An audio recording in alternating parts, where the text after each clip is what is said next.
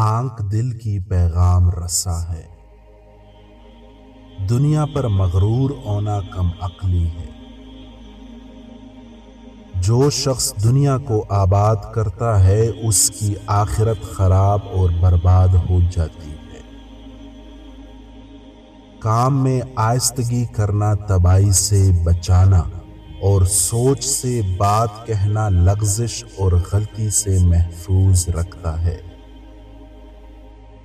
آنکھیں دلوں کی دیدبان اور سفیر ہے اور جھگڑا تمام برائیوں کا گھر ہے۔ آخرت کے لیے مومن کا توشہ تقوی اور پرہیزگاری ہے اور دنیا کی زیادتی سے آخرت میں خرابی اور خواری ہے۔ بے شک تم کو آخرت کی طرف لوٹنا اور بارگاہ خداوندی میں پیش ہونا ہے۔ جو شخص آخرت کو زیادہ یاد کرتا ہے اس سے گناہ بہت کم سرزد ہوتے ہیں۔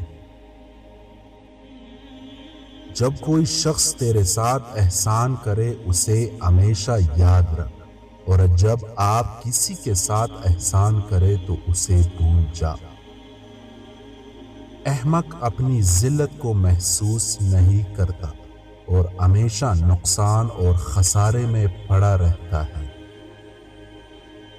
اخلاص کا سب سے پہلا مرتبہ یہ ہے کہ انسان لوگوں کے مال سے نا امید ہو جائے، کسی کے مال سے طمع اور امید نہ رکھے۔ جو شخص اخلاص نیت سے کام کرتا ہے وہ اپنے مطلب کو پہنچ جاتا ہے۔ ادب دنیا کی کامل صفت ہے۔ اعمال صالح کے سوا کوئی چیز آدمی کا ساتھ نہیں دے گی۔ استغفار گناہوں کو مٹا دیتی ہے۔ جس شخص کے اعضاء گناہوں سے پاک رہتے ہیں اس میں نیک صفات پیدا ہو جاتے ہیں۔